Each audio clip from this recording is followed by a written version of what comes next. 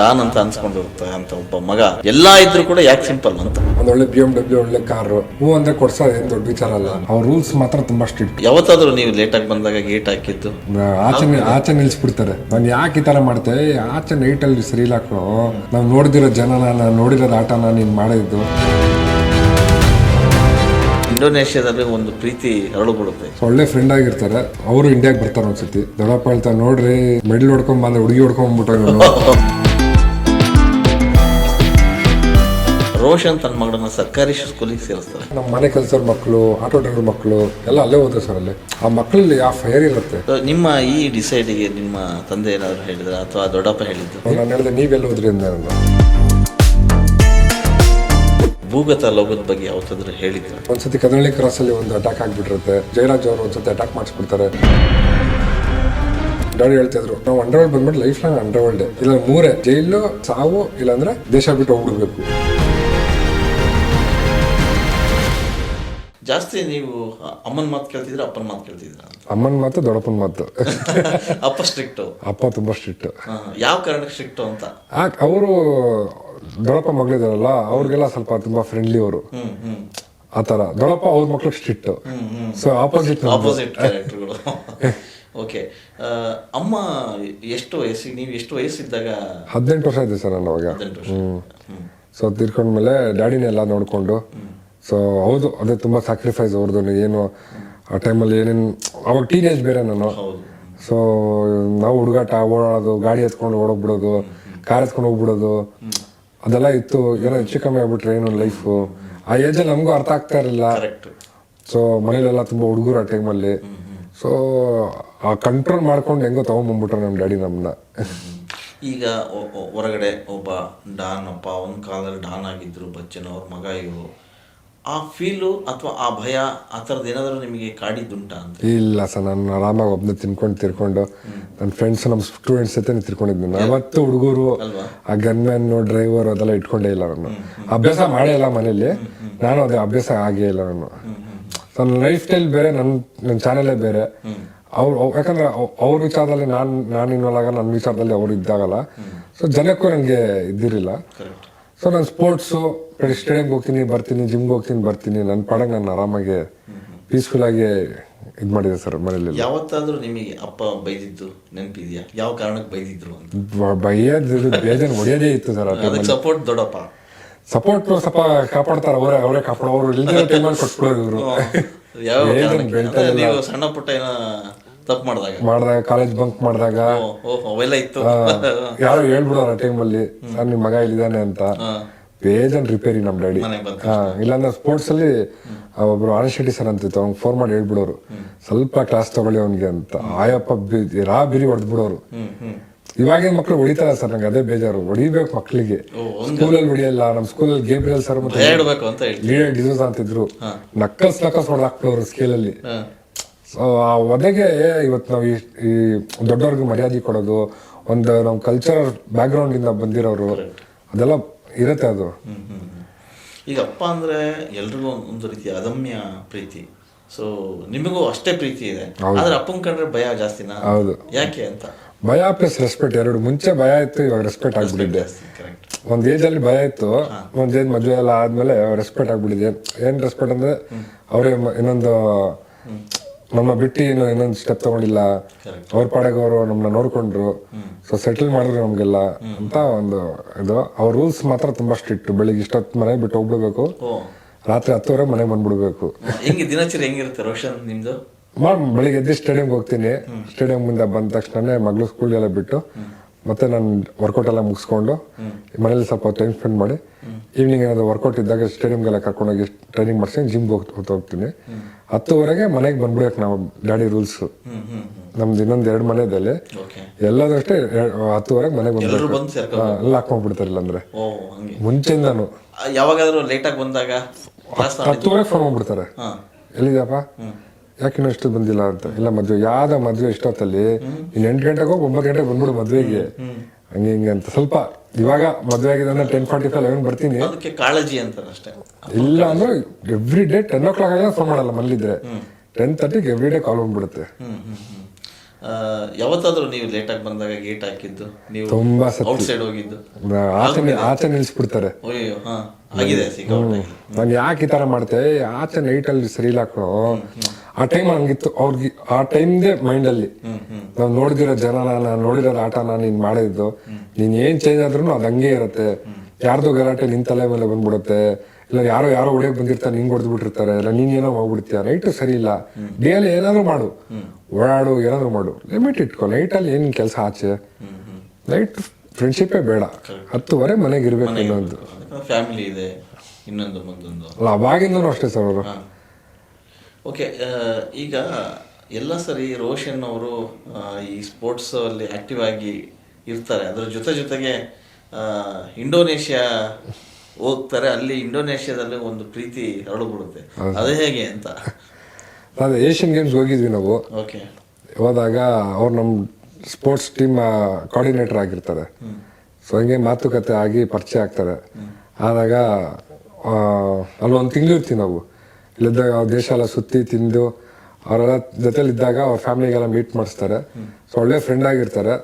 ಅವರು ಇಂಡಿಯಾಗೆ ಬರ್ತಾರೆ ಒಂದ್ಸತಿ. ಬಂದಾಗ ನಮ್ಮ ಎಲ್ಲ ನೋಡಿದಾಗ ದೊಡ್ಡಪ್ಪಂಗೆ ಹೇಳ್ತೀನಿ ಫ್ರೆಂಡ್ ಬಂದಿದ್ದಾರೆ ಅಂತ. ದೊಡ್ಡಪ್ಪ ಹೇಳ್ತಾರೆ, ನೋಡ್ರಿ ಮೆಡಲ್ ಹೊಡ್ಕೊಂಡ್ ಬಂದ್ರೆ ಹುಡುಗಿ ಹೊಡ್ಕೊಂಡ್ಬಿಟ್ಟ ಯಾವ್ದ್ರಿ ಒಂದು ಕತೆಗಳು ಅಂತ. ಬೇಡ ಬೇರೆ ದೇಶದಲ್ಲ ತಲೆನೋಗಳು ಬೇಡ ಅಂತಾರೆ. ಆಮೇಲೆ ಹುಡುಗಿ ಮಾತಾಡಿ ದೊಡ್ಡಪ್ಪ ಎಲ್ಲ ಇದು ಮಾಡಿ ಫ್ಯಾಮಿಲಿ ಎಲ್ಲ ಕರೆಸಿ ಮಾತಾಡಿ ಅವ್ರು 2020 ಮದುವೆ ಆಗಿದ್ದು. 6 years ಆಯ್ತು. ಓಕೆ, ಆರಂಭದಲ್ಲಿ ಮನೇಲಿ ಬಂದಾಗ ಅಪ್ಪನ ರಿಯಾಕ್ಷನ್ ಹೇಗಿತ್ತು ಹಿಂಗೆ ಅಂತ ನೀವು ಹೇಳಿರ್ಲಿಲ್ಲ, ದೊಡ್ಡಪ್ಪ ಅವ್ರು ಹೇಳಿದ್ರು, ನೀವು ಅಲ್ಲೇ ಹೇಳಿದ ತಕ್ಷಣ ಅವ್ರು ಹೇಳಿದ್ರು. ಆ ರಿಯಾಕ್ಷನ್ ಹೇಗಿತ್ತು ಅಂತ? ಅದೇ ಬೇಡ ಭಯ ಇತ್ತು, ಹೌದು, ಹೋಗ್ತಾರೋ ಇಲ್ಲೋ. ಸೊ ದೊಡ್ಡಪ್ಪ ಕನ್ವಿನ್ಸ್ ಆದ್ರೆ ಡ್ಯಾಡಿ ಕನ್ವಿನ್ಸ್ ಆಗ್ಬಿಡ್ತಾರೆ. ಫಸ್ಟ್ ಅವ್ರಿಗೆ ಕನ್ವಿನ್ಸ್ ಮಾಡೋದು, ಆಮೇಲೆ ನಿಮ್ಮ ಡ್ಯಾಡಿಗೆ.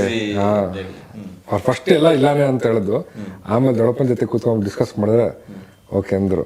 ಅಲ್ಲ, ಯಾಕಂದ್ರೆ ಈಗ ಅವರ ಆಚಾರ ವಿಚಾರ, ಭಾಷೆ, ಜಾತಿ ಎಲ್ಲದನ್ನು ಬದಿಗೊತ್ತಿ ನೀವು ಕರ್ಕೊಂಡ್ ಬಂದಿದ್ದೀರಿ. ಈಗ ಹೆಂಗೆ ಮೇಡಮ್ ಅಂದ್ಕೊಂಡಿದ್ದಾರೆ? ಆರಾಮಾಗಿದ್ದಾರೆ. ಭಾಷೆ ಸ್ವಲ್ಪ ಕನ್ನಡ ಕಲ್ತಿದ್ದಾರೆ, ನಮ್ಮ ಭಾಷೆನ ಉರ್ದು ಕಲ್ತಿದ್ದಾರೆ. ಸ್ವಲ್ಪ ಆರಾಮಾಗಿದ್ದಾರೆ ಅವರು, ಏನು ಟೆನ್ಷನ್ ಇಲ್ಲ. ಮಗಳು ಸೂಪರ್ ಆಗಿದ್ದಾಳೆ.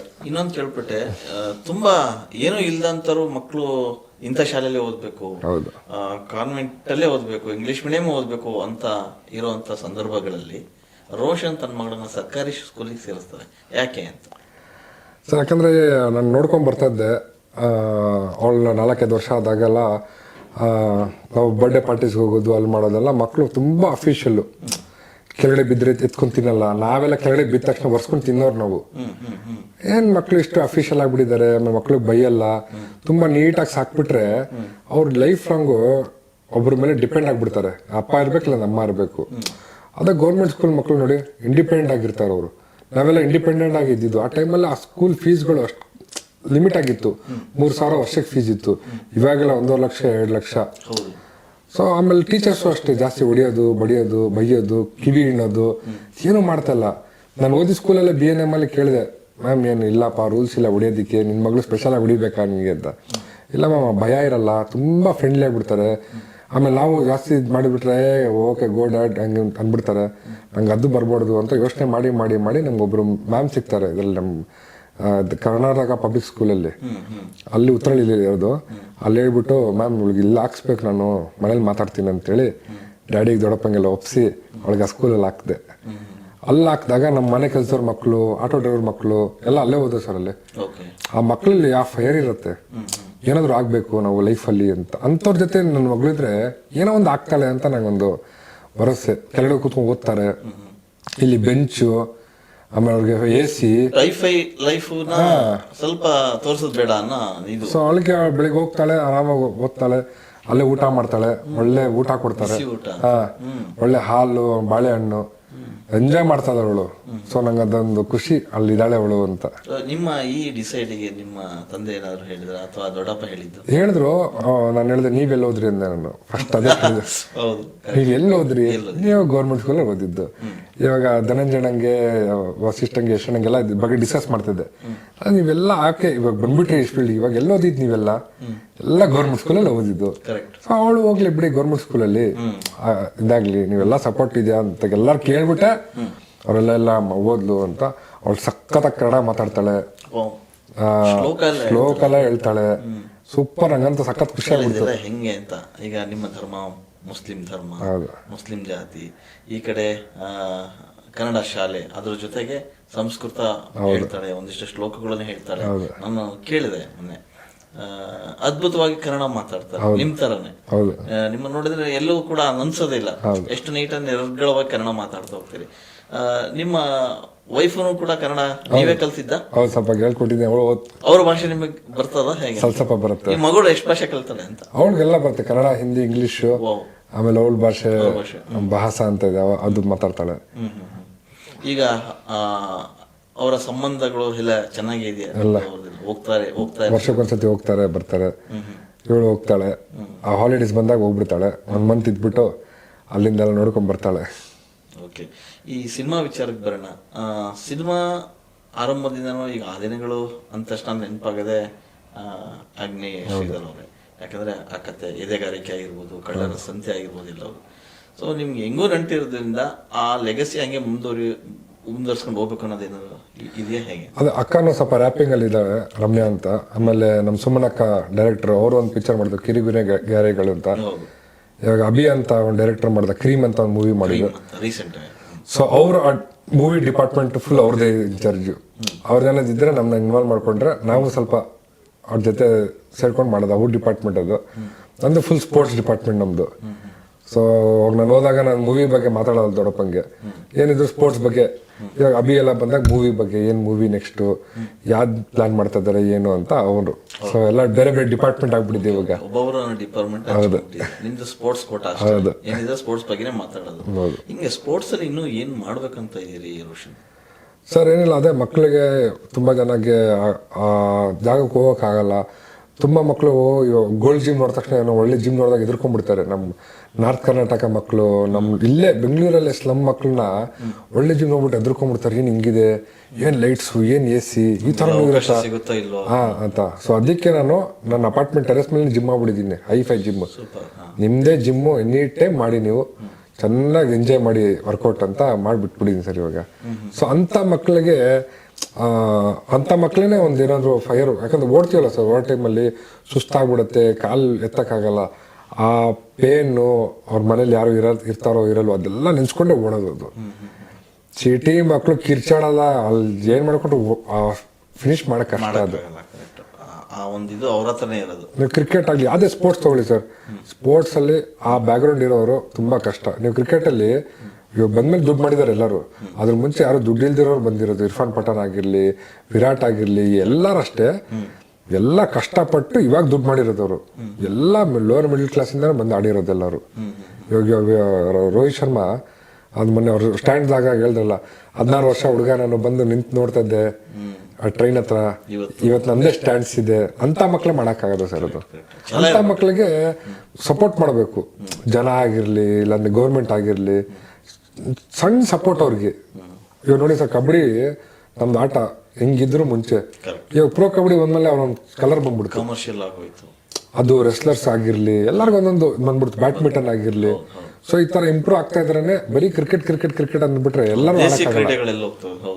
ಸೊ ನಮ್ದು ಅದು ಖೋ ಖೋ, ಕಬಡ್ಡಿ, ನಿಜವಾದ ಓಟಗಳಂದ್ರೆ ಖೋ ಖೋ. ಹೌದು, ಕಬಡ್ಡಿ ಎಲ್ಲ ಅದೆಲ್ಲ ಇಂಪ್ರೂವ್ ಆಗಿದ್ದು. ಖೋ ಖೋನ ಸ್ವಲ್ಪ ಇಂಪ್ರೂವ್ ಮಾಡ್ತಾ ಇದ್ದಾರೆ ಇವಾಗ. ಹೌದು, ಈ ಥರದ್ದು. ಅಂದರೆ ಆರಂಭದಲ್ಲಿ ನಿಮ್ಮ ಫ್ಯಾಮಿಲಿ ಹೇಳಿದ್ರು, ನಾನು ಸ್ಪೋರ್ಟ್ಸ್ ಒಂದು ಅಕಾಡೆಮಿ ಮಾಡ್ತೀನಿ ಅಂದಾಗ ಅದರಲ್ಲಿ ಏನೈತೆ ಅಂತ ಕೇಳಿದ್ರು. ಈಗ ಏನಂತಾರೆ ಅಂತ? ಯಾಕಂದ್ರೆ ನೀವು ಸಾಧನೆ ಮಾಡಿ ತೋರಿಸಿದಿರಿ. ಅದೇ ಆ ಟೈಮಲ್ಲಿ ಅವರೆಲ್ಲ ಅನಿಸ್ತು, ಏನಿದೆ ಟ್ರೈನಿಂಗ್ ಹೇಳ್ಕೊಡೋದು ಮಾಡೋದು ಅಂತೆಲ್ಲ ತುಂಬ ಜನ ಹೇಳಿದ್ರು. ಮೆಡಲ್ ಆದಾಗ ಸ್ವಲ್ಪ ಇವಾಗ ಆಯ್ತು, ನೆಕ್ಸ್ಟ್ ಆಗತ್ತಾ, ಸ್ಟೇಟ್ ಆಯ್ತು, ನ್ಯಾಷನಲ್ಸ್ ಆಗ್ಬಿಡತ್ತಾ, ನ್ಯಾಷನಲ್ಸ್ ಆಗ್ಬಿಟ್ಟು ಇಂಟರ್ನ್ಯಾಷನಲ್ ಎಲ್ಲ ಓಡೋಕ್ಕಾಗತ್ತಾ, ಜಪಾನ್ ಚೈನಾ ಜೊತೆ ಎಲ್ಲ ಕಂಪೀಟ್ ಮಾಡೋಕ್ಕಾಗತ್ತಾ ಅಂತ. ಸೊ ಒಂದ್ ಕಡೆ ನನಗೆ ಟೆನ್ಷನ್ ಆಗ್ತಾಯಿತ್ತು, ಏನಪ್ಪ ನಾವು ಅಷ್ಟು ವೀಕ್ ಅಂತ. ಸರ್ ಜೊತೆಲಿರೋರು ಯಾವತ್ತು ಮೋಟಿವೇಟ್ ಮಾಡಬೇಕು, ಅವರೇ ಆಗತ್ತೆ ನಮ್ಮ ಕೈಲಿ ಆಗಲ್ವಾ ಅಂತ. ನಾ ಹಂಗೆ ಹೇಳ್ಬಿಟ್ರೆ ನಮಗೂ ಒಂಥರ ಟೆನ್ಷನ್ನು. ಆಮೇಲೆ ಒಂದ್ಸತಿ ಹೊಡೆದ್ಮೇಲೆ ಅದೆಲ್ಲ ಅವರೆಲ್ಲ ಸಪೋರ್ಟ್ ಮಾಡೋ ಸ್ಟಾರ್ಟ್ ಮಾಡ್ಬಿಟ್ರು. ಅಯ್ಯ ಸೂಪರು, ನಿನ್ನ ಮಕ್ಕಳು ಎಲ್ಲ ಓದ್ಬಿಟ್ರು, ಗೆದ್ಕೊಂಡ್ಬಂದಿದ್ದಾರೆ ಅಂತೆಲ್ಲ. ಯಾಕಂದ್ರೆ ಹುಡುಗಿ ಇವಾಗ ಏಷ್ಯಾಗೆ 2nd ರ್ಯಾಂಕು, ವರ್ಲ್ಡಲ್ಲಿ 6th ರ್ಯಾಂಕು. ಇದೇ ತರ ಸೌಮ್ಯ ರಕ್ಷಿತ ಎಲ್ಲ ಏಷ್ಯಾಗೆ 2nd ರ್ಯಾಂಕು, 1st ರ್ಯಾಂಕ್ ಎಲ್ಲ ಕರ್ಕೊಂಡ್ಬಂದಿದ್ದವ್ರಿಗೆ. ವರ್ಲ್ಡಲ್ಲಿ 4th 5th ರ್ಯಾಂಕ್ ಅಲ್ಲೆಲ್ಲ ಇದ್ರು. ಸೊ ಆ ಥರ ಚಾಲೆಂಜ್ ಕೊಡ್ತಾ ಇದೀವಿ ಸರ್ ನಾವು ಎವ್ರಿ ಡೇ ನ್ಯೂ ಚಾಲೆಂಜ್ ಅದು. ಎಸ್. ಆಮೇಲೆ ಈ ಥರದ ಕೆಲಸ ನೀವು ಶುರು ಮಾಡಿದಾಗ ಆರಂಭದಲ್ಲಿ ಫೈನಾನ್ಷಿಯಲಿ ಸಪೋರ್ಟಿವ್ ಆಗಿ ಇರಲಿಲ್ಲ, ಆಮೇಲೆ ಇದರಿಂದ ಎಲ್ಲೂ ಕೂಡ ಇನ್ಕಮ್ ಬರಲ್ಲ, ಹೇಗೆ ಇದು ನಿಭಾಯಿಸ್ತೀರಿ ಅಂತ?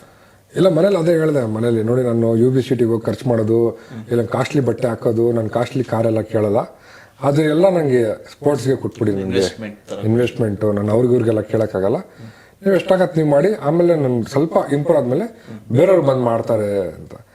ಸೊ ನಾನು ಯಾವುದೇ ದೊಡ್ಡ ಕಾರ್ ಇಡಕ್ಕೆ ನಂಗೆ ಇಷ್ಟ ಇಲ್ಲ, ನಂಗೆ ಯಾವ್ದು ಬ್ರ್ಯಾಂಡ್ ಬಟ್ಟೆ ಹಾಕೊಳಕ್ ಇಷ್ಟ ಇಲ್ಲ, ನಂಗೆ ಅದೆಲ್ಲ ಇಷ್ಟನೇ ಇಲ್ಲ ಸರ್. ಇವತ್ತು ಒಬ್ಬ ಯಾವ್ದೋ ಆಫೀಸರ್ ಮಗನೋ ಅಥವಾ ಒಬ್ಬ ರಾಜಕಾರಣಿ ಮಗನೋ ಅಥವಾ ಒಬ್ಬ ಸೆಲೆಬ್ರಿಟಿ ಮಗನ ಆಗಿದ್ರೆ ಆ ಲೆವೆಲೇ ಬೇರೆ ಇರ್ತಿತ್ತು. ಹೌದು. ಸೊ ಒಂದು ಕಾಲದಾಗಿ ಅಂಡರ್ ವರ್ಲ್ಡ್ ಅಲ್ಲಿ ತುಂಬಾ ಮಿಂಚಿದ್ದವರು, ಹೆಸರು ಮಾಡೋದಂತರು, ಡಾನ್ ಅಂತ ಅನ್ಸ್ಕೊಂಡಿರ್ತಾರೆ ಅಂತ ಒಬ್ಬ ಮಗ ಎಲ್ಲ ಇದ್ರು ಕೂಡ ಯಾಕೆ ಸಿಂಪಲ್ ಅಂತ ಮಾಡ್ಬೋದು ಸರ್. ಅದು ನಂಗೆ ಯಾಕೆ ಅದು ಖುಷಿ ಕೊಡಲ್ಲ. ಏನ್ ಸರ್, ಬೆಳಿಗ್ಗೆ ಎದ್ದೇಳ್ತೀವಿ, ಒಂದೊಳ್ಳೆ BMW ಒಳ್ಳೆ ಕಾರು, ಹೂ ಅಂದ್ರೆ ಕೊಡ್ಸೋದು ಏನು ದೊಡ್ಡ ವಿಚಾರ ಅಲ್ಲ. ಹೋಗ್ತೀನಿ UB-CT ಫ್ರೆಂಡ್ಸ್ ಜೊತೆ ಹೋಗ್ತೀನಿ, ತಿಂತೀವಿ, ತಿರುಗ್ತೀವಿ, ಬರ್ತೀವಿ, ಅದು ಅಷ್ಟೇ. ಅದ ಮೇಲೆ ಏನಿದೆ ಸರ್ ಜೀವನ? ಅದಲ್ಲ. ನಮ್ಗೆ ಇಲ್ಲಿ ಚಾಲೆಂಜಸ್, ಹೊಸ ಪ್ಲೇಯರ್ ರೆಡಿ ಆಗ್ತಾ ಇದ್ದಾನೆ, ನಾವು ಹೊಸ ಕಂಟ್ರಿಗೆ ಹೋಗ್ತೀವಿ, ಹೊಸ ಜೊತೆ ಫೈಟ್ ಮಾಡ್ತೀವಿ, ಗೆಲ್ಸ್ಕೊಂಡ್ ಬರ್ತೀವಿ, ಒಂದ್ಸತಿ ಥರ್ಡ್ ಬರ್ತೀವಿ, ಒಂದ್ಸತಿ ಫಸ್ಟ್ ಬರ್ತೀವಿ, ದೇಶಕ್ಕೆ ಹಾಡೋದಿದೆಯಲ್ಲ, ಒಂದ್ಸತಿ ಸೋಲ್ತೀವಿ. ಇದು ಯಾವಾಗ ಬೇಕಂದ್ ಮಾಡ್ಬೋದು, ಇದು ಯಾವಾಗ ಬೇಕಂದ್ ಗಾಡಿ ತಗೋಬಹುದು, ನಾನು ಯಾವಾಗ ಬೇಕಂದು ಫ್ರೆಂಡ್ ಜೊತೆ ಟೈಮ್ ಸ್ಪೆಂಡ್ ಮಾಡ್ಬೋದು, ಅದು ಮಾಡೋಕ್ಕಾಗಲ್ಲ ನಾನು. ಸೊ ನಂಗೆ ಅದ್ಯಾಕೋ ಇಷ್ಟ ಇಲ್ಲ ಸರ್ ಅದು ಮಾಡೋದಕ್ಕೆ. ಯಾವತ್ತಾದ್ರೂ ಮನೆಯಲ್ಲಿ ಹಿಂಗೆ ಕೂತಾಗ ತಂದೆ ನೀವು ಚರ್ಚೆ ಮಾಡಿದಾಗ ಭೂಗತ ಲೋಕದ ಬಗ್ಗೆ ಯಾವತ್ತಾದ್ರೂ ಹೇಳಿದ್ರ? ಹೇಳಿದ ಸರ್, ತುಂಬಾ ಸತಿ ಹೇಳ್ತಾ ಇರ್ತಾರೆ.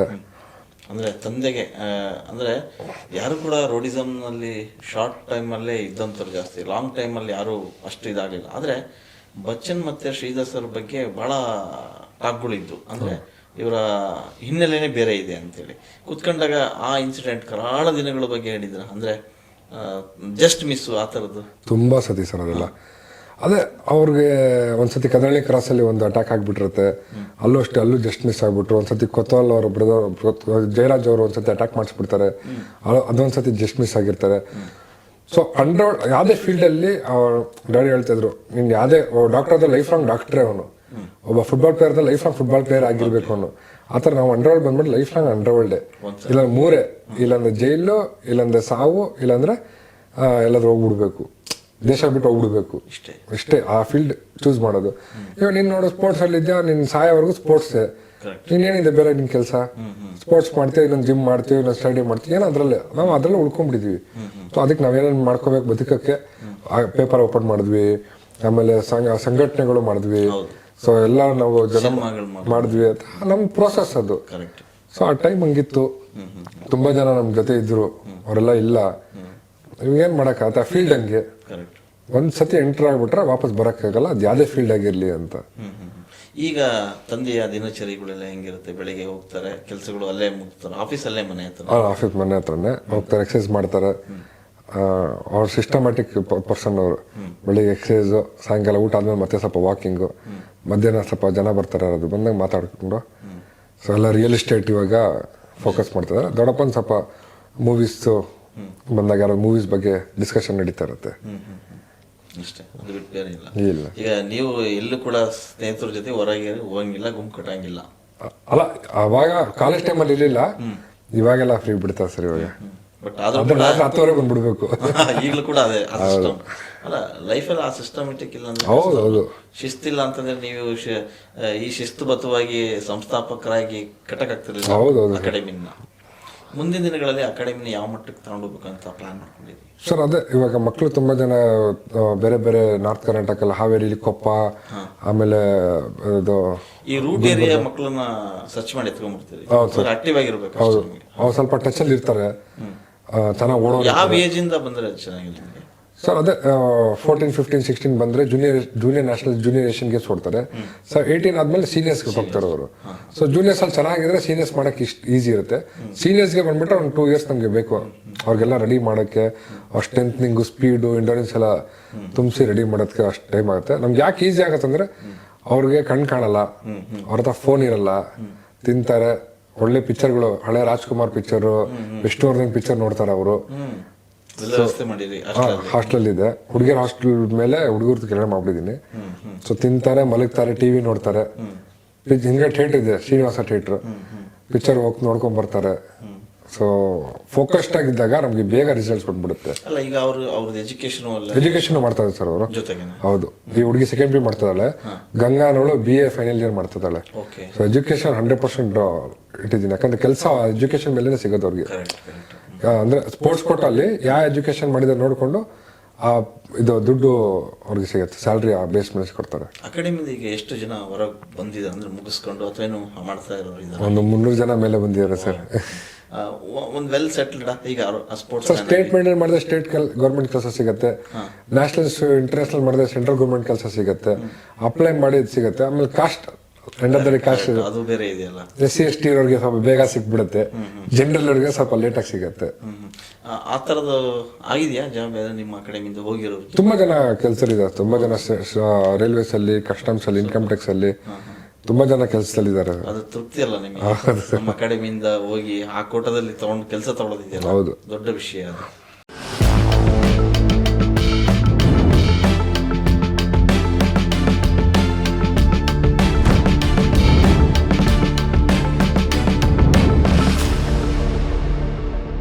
ನೀವು ಸಣ್ಣ ಆಗ್ಬೇಕಲ್ವಾ? ಅದು ಒಂದು ಉತ್ತಮ ಆಹಾರದಿಂದ ಸಣ್ಣ ಆಗ್ಬೇಕಲ್ವಾ? ಪ್ರತಿದಿನ ನಮ್ಮ ಜೀನಿ ಸ್ಲಿಮ್ ನ ಯೂಸ್ ಮಾಡಿ ಯಾವುದೇ ಸೈಡ್ ಎಫೆಕ್ಟ್ ಇಲ್ದಂಗೆ ನೀವು ಸಣ್ಣ ಆಗ್ತೀರಾ.